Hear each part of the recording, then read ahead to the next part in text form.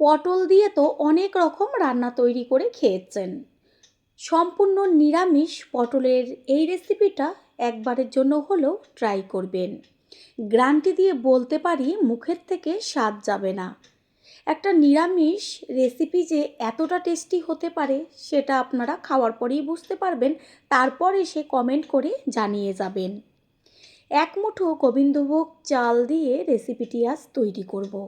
তাহলে কিভাবে তৈরি করব সেটাই দেখে নেওয়া যাক। নমস্কার বন্ধুরা, শ্বশুর বৌমা রান্নাঘর অ্যান্ড ব্লগ চ্যানেলে সকলকে স্বাগত। রেসিপিটি তৈরি করার জন্য এইখানে আমি 500 গ্রাম পটল নিয়েছি। আর পটলগুলোকে ভালো করে জল দিয়ে ধুয়ে নিয়েছি। এবার এগুলোকে খোসা ছাড়িয়ে কেটে নিয়ে ফিরে আসছি। পটল আর আলু কেটে নিয়েছি। বড় সাইজের পটলগুলোকে 3 টুকরো করেছি আর মাঝারি সাইজের পটলগুলোকে 2 টুকরো করে নিয়েছি। পটলগুলোর গায়ে খানিকটা করে খোসা রেখেছি। এতে কি হয়, তাহলে পটলটা রান্না হবার পর বা ভাজার পরে একদম নেতিয়ে নরম হয়ে যায় না। আর আলুও বেশ বড় বড় করে কেটে নিয়েছি, এগুলোকে জল দিয়ে ধুয়ে রেখেছি। এবার গ্যাসের ওভেনে একটা কড়াই বসিয়ে কড়াইটাকে আগে ভালো করে গরম করে নেব। কড়াই গরম হয়ে গেছে, এবার দিয়ে দিচ্ছি সর্ষের তেল। এইখানে আপনারা সাদা তেলও ব্যবহার করতে পারেন। তেলটাকে ভালো করে গরম করে নিয়ে তারপরে এর মধ্যে দিয়ে দেব হাফ চা চামচ পরিমাণ লবণ। লবণটাকে তেলের সাথে মিশিয়ে নিয়ে তারপরে ওই যে ডুমো ডুমো করে কেটে রেখেছিলাম আলুগুলো, সেই আলুগুলো দিয়ে দেব। তেলের মধ্যে লবণ দেওয়ার কারণ হচ্ছে, যদি লবণটা না দিতাম তাহলে এই যে আলুটা দিচ্ছি চারদিকে তেলটা ছিটতো। আর এই লবণ দেওয়াতে তেল কোনো রকম কড়াইয়ের চারদিকে ছিটবে না। এইভাবে এবার আলুগুলোকে তেলের মধ্যে দিয়ে ভেজে নেব। কালারের জন্য দিয়ে দেব হাফ চা চামচ পরিমাণ হলুদ গুঁড়ো। হলুদটাকে মিশিয়ে নেব। এই টিপসগুলো যারা পুরনো গৃহিণী তারা সকলেই জানে, তবে যারা প্রথমবার রান্না করবেন বা কিছুদিন রান্না করছেন তাদের জন্যই কিন্তু এই ছোট ছোট টিপসগুলো শেয়ার করি। আলুগুলো তেলের মধ্যে 3-4 মিনিট মতন ভেজে নিয়ে তারপরে দিয়ে দিচ্ছি কেটে নেওয়া পটল। পটলগুলো যেন ভালোভাবে ভাজা হয় সেই দিকে খেয়াল রাখতে হবে, কারণ পটল যদি ভালোভাবে বেশ লাল লাল করে ভাজা না হয় তাহলে কিন্তু পটলটা খেতে একদমই ভালো লাগে না। সেই কারণে পটলটাকে ভালো করে ভাজতে হবে। এইভাবে গ্যাসের ফ্লেম মিডিয়াম টু হাই করে আলু আর পটল একই সাথে ভেজে নেব। কিছুক্ষণের জন্য একটু ঢাকনাটা চাপা দিয়ে দেব আর ভাজাটা হতে থাক। অন্যদিকে আমি একটা মশলা তৈরি করব। এইখানে একটা মিক্সিং জার নিয়েছি আর জারের মধ্যে এবার দিয়ে দেব ছোট ছোট করে কেটে নেওয়া আদা, পাকা লঙ্কা আর হচ্ছে চারুমগজ। হাতের কাছে যদি চারুমগজ না থাকে কোনো সমস্যা নেই, এখানে আপনারা চিনে বাদামও দিতে পারেন। দিয়ে দিচ্ছি বড় সাইজের একটা টমেটো। এবার এর মধ্যে সামান্য জল দিয়ে একসাথে পেস্ট করে নেব। তেজপাতা তো আমরা সকলেই ফোড়ন হিসাবে ব্যবহার করি, তবে মশলা হিসাবে একবার ব্যবহার করবেন। এখানে একটা তেজপাতা ছোট ছোট টুকরো করে দিয়েছি। এবার পেস্ট করে নেব। মশলার সাথে তেজপাতাটা দিলে পরে কতটা টেস্টি হয় সেটা আপনারা খাওয়ার পরেই বুঝতে পারবেন। মশলা করে নিতে নিতে এদিকে ঢাকনাটাও সরিয়ে দিয়েছি আর খুন্তি দিয়ে একটু ওপর নিচ করে মিশিয়ে নেব। নিচের পিঠটা দেখা যাচ্ছে পুরো লাল লাল হয়ে এসছে।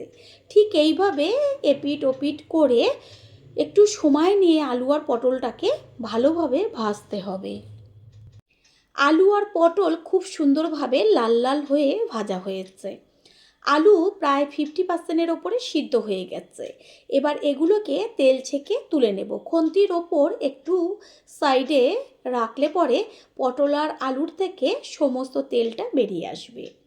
সব তুলে নিয়েছি। ওই যে গড়িয়ে আসা তেলটুকু বেঁচে রয়েছে, এর মধ্যে আর অল্প করে তেল ব্যবহার করছি। তেল গরম হয়ে গেছে, এবার এর মধ্যে ফোড়ন দেব। ছোট চামচের 1 চা চামচ পরিমাণ সাদা জিরে দেব। গোটা গরম মশলা যেমন এলাচ, দারচিনি, লবঙ্গ, জয়িত্রী আর একটা তেজপাতা। শুকনো লঙ্কা একটা দিয়েছি 2 টুকরো করে। গ্যাসের ফ্লেম লোতে রেখে ফোড়নটাকে ভালোভাবে ভেজে নেব 30 থেকে 40 সেকেন্ড। ফোড়নের থেকে সুন্দর একটা মিষ্টি গন্ধ বেরোচ্ছে। এই পর্যায়ে এর মধ্যে দিয়ে দেব ওই যে মশলাটা পেস্ট করে রেখেছিলাম, টমেটো, চারুমগজ, আদা, কাঁচা লঙ্কা, সেই মশলা। গ্যাসের ফ্লেম লো করে এবার মশলাটা তেলে মিশিয়ে নেব। যেহেতু চারুমগজ দেওয়া রয়েছে সেই কারণে গ্যাসের ফ্লেম লোতে রেখে খুন্তি দিয়ে একটু বারে বারে নেড়ে চেড়ে দিতে হবে মশলাটাকে। দিয়ে দিচ্ছি কালারের জন্য হলুদ গুঁড়ো আর স্বাদের জন্য পরিমাণ মতন লবণ। আমি আর এখানে কাশ্মীরি লঙ্কার গুঁড়ো ব্যবহার করলাম না, কারণ যেহেতু পাকা লঙ্কা দিয়েছি সেই কারণে আর কালারের জন্য কোনো রকম লঙ্কার গুঁড়োর দরকার নেই। এইখানে আমি নিয়েছি গোবিন্দভোগ চাল। গ্যাসের অন্য ওভেনে একটা তড়কা প্যান বসিয়ে গ্যাসের ফ্লেম একদম লোতে রেখে দিয়ে দিয়েছি 1 চা চামচ গাওয়া ঘি। এইখানে আপনারা হাতের কাছে ঘি না থাকলে সাদা তেলও দিতে পারেন, তবে ঘিটা দিলে গোবিন্দভোগ চালের গন্ধ আর ঘিয়ের গন্ধ একদম জমে ক্ষীর। ঘিটা যখন দেখবেন গলে গেছে বা হালকা একটু গন্ধ বেরোচ্ছে, ঠিক তখনই এর মধ্যে দিয়ে দেব ওই যে গোবিন্দভোগ চালটা রেখেছি সেই চালটাকে চামচ দিয়ে ঘিয়ের সাথে ভালো করে নেড়ে চেড়ে ভেজে নেব কিছুক্ষণ, যতক্ষণ পর্যন্ত চালটা বেশ একটু সাদা সাদা মুড়ির আকার না আসে। দেখবেন বেশ সাদা সাদা হয়ে যায়, চালটা একটু বড় বড় হয়ে গেছে, তখনই কিন্তু এটাকে নামিয়ে রাখতে হবে। এই ওভেনে মশলাটাও কষানো হচ্ছে আর অন্যদিকে তো চালটা আমি গিয়ে ভেজে নিচ্ছি। চালটা দেখা যাচ্ছে বেশ সাদা সাদা হয়ে গেছে, আর খেয়াল রাখবেন যেন চালটা বেশ লাল লাল না হয়ে যায়। যখনই দেখবেন মুড়ির মতন বেশ সাদা সাদা হয়েছে তখনই কিন্তু নামিয়ে নেবেন। এটা সম্পূর্ণ চালটা ভাজা হয়ে গেছে, এটাকে গ্যাস অফ করে দেব। কড়াইয়ের ঢাকনাটা সরিয়ে দিয়ে তারপরে খুন্তি দিয়ে মশলাটাকে একটু নেড়ে চেড়ে দেব। ওপরে কত সুন্দর তেল ছেড়েছে আর মশলার থেকে সুন্দর একটা গন্ধ বেরোচ্ছে। এই পর্যায়ের মধ্যে দিয়ে দেব ওই যে ভেজে রেখেছিলাম পটল আর আলুটা দিয়ে আরও 1.5 থেকে 2 মিনিট মতন এইভাবেই কষিয়ে নেব, আর ঢাকনা চাপা দেব না। 2 মিনিট মতন মশলার মধ্যে পটল আলু কষিয়ে নেওয়ার পরে ভেজে নেওয়া গোবিন্দভোগ চালটা দিয়ে দেব। আর এই রেসিপির ক্ষেত্রে চালটা একটু যদি বেশি ব্যবহার করা হয় তাহলে কিন্তু টেস্টটা বেশি হয়। চালটাকে সব কিছুর সাথে নেড়ে চেড়ে নিয়ে গ্যাসের ফ্লেম লোতে আছে। দেব উষ্ণ গরম জল। সবসময় চেষ্টা করবেন রান্নায় উষ্ণ গরম জল ব্যবহার করার। জলটা দেওয়ার পরে গ্যাসের ফ্লেম হাই করে ভালো করে জলের সাথে পটল আলু চালটা মিশিয়ে নেব। আর এটা কিন্তু পাতলা ঝোল হবে না, বেশ একটু গামাখা হবে, সেটাই খেতে ভালো লাগবে। গোবিন্দভোগ চাল তো বেশিক্ষণ সিদ্ধ হতে লাগে না। এইভাবে ঢাকনা চাপা দিয়ে প্রায় 7 থেকে 8 মিনিট মতন রাখার পরে কড়াইয়ের ঢাকনাটা তুলে একটু চেক করে নেবেন যে চালটা কতটা হয়েছে। জলটা একটু বেশি ব্যবহার করবেন, কারণ গোবিন্দভোগ চালে কিন্তু অনেকটা পরিমাণ জল টেনে নেয়। একটু চেক করে নিচ্ছি যে চালটা কতটা হলো, খুন্তি দিয়ে তুলে দেখে নিচ্ছি। আর এই গোবিন্দভোগ চাল দেখলে এরকম চাল মনে হয়।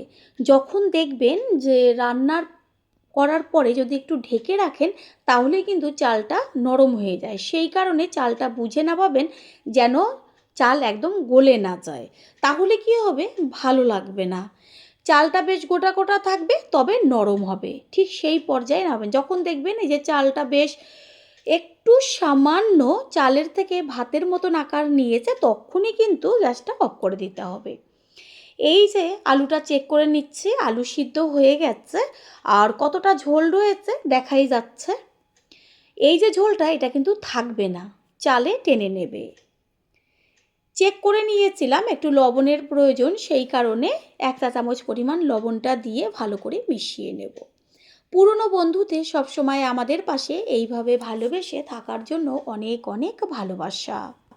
আলু চাল দুটোই হয়ে গেছে। এই পর্যায়ে দিয়ে দিচ্ছি ছোটো চামচের 1 চা চামচ পরিমাণ গরম মশলার গুঁড়ো, আর সমস্ত কিছুর ব্যালেন্সটা ঠিক রাখার জন্য চিনি। গরম মশলার গুঁড়ো আর চিনিটা মিশিয়ে নেব। প্রথমবার যারা আমাদের চ্যানেল ভিজিট করছেন তাদের আন্তরিক শুভেচ্ছা ও অনেক ভালোবাসা। আমাদের রেসিপিগুলো যদি ভালো লেগে থাকে সাবস্ক্রাইব করে দেওয়ার অনুরোধ রইল ও পাশে থাকা বেল আইকনে ক্লিক করলে পরবর্তী ভিডিওগুলো সবার আগে আপনাদের কাছে পৌঁছে যাবে। রেসিপি একদম তৈরি হয়ে গেছে। গরম মশলা চিনি দিয়ে 2 থেকে 3 মিনিট মতন ফুটিয়ে নিয়েছি। এবার গ্যাস অফ করে দেব। আর গ্যাস অফ করে দেওয়ার আগে সবশেষে টেস্টটা আরও টেস্টি হবার জন্য দিয়ে দিচ্ছি 1 চা চামচ পরিমাণ গাওয়া ঘি। এটা কিন্তু কেউ স্কিপ করবেন না। গাওয়া ঘিটা মিশিয়ে নিয়ে তারপরে একটু ঢাকনাটা চাপা দিয়ে দেব রেস্টের জন্য। 5 মিনিট মতন রেস্টে রেখেছিলাম। তারপর কড়াইয়ের ঢাকনাটা সরিয়ে দিয়ে সম্পূর্ণ লুকটা দেখিয়ে দিচ্ছি। যখন গ্যাসটা অফ করি তখন কতটা পরিমাণ ঝোল ছিল আমি তো আগে থেকেই বলেছি যে চালে অনেকটা পরিমাণ জল টেনে নেয়, সেই বুঝেই জলটা ব্যবহার করবেন। দেখা যাচ্ছে কত সুন্দর মাখা মাখা একটা ভাব চলে এসছে। ঠিক এরকমই কিন্তু রেসিপিটা নাবাতে হবে।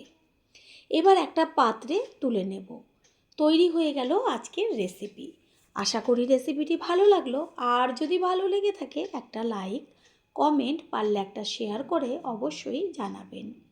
আপনাদের দেওয়া একটা লাইক ও লাইকের পাশে থাকা হাইপ আর একটা শেয়ার আমাদের কাছে অনেক অনেক গুরুত্বপূর্ণ। All friend, thanks for watching my video. আপনারা সকলে ভালো থাকবেন, সুস্থ থাকবেন। আবারও দেখা হবে অন্য কোনো রেসিপির এপিসোডে।